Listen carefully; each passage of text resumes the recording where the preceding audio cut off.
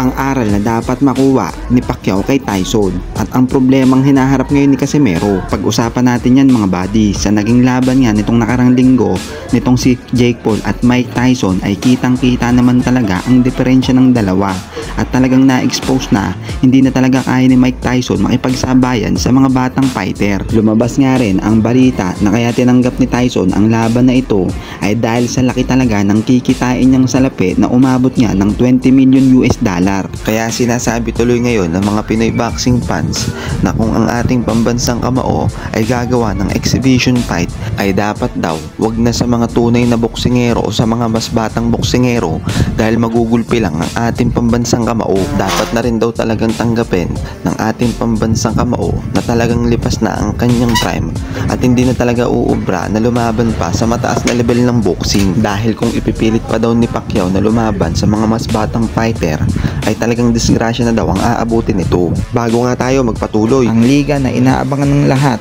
ang NBA, ay pwede kang sumabay dito at pwede ka ring manalo.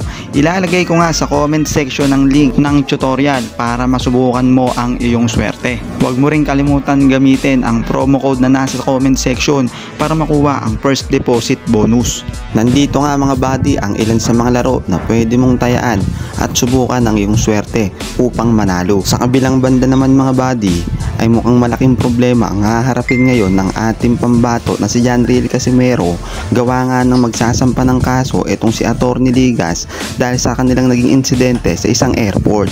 Ayon pa nga sa balita ay hindi lang basta sagab magrereklamo itong si Atty. Ligas dahil pati ang reklamong ito ay talagang dadalhin niya sa JBC o sa Japan para mapawalang visa na o hindi na makalaban pa si Casimero dito sa bansang Japan hanggat hindi niya naaayos ang kasong ito. Ayon naman sa kampo ni Casimero ay handa daw silang harapin ito para magkaalaman na talaga kung sino nga ba talaga ang nagsasabi ng totoo. Pero kayo mga buddy, ano bang masasabi nyo sa ating video ngayon? I-comment nyo lamang ang inyong reaksyon. Maraming salamat. Huwag na rin kalimutan mag-like, follow and subscribe sa ating channel. Bye po.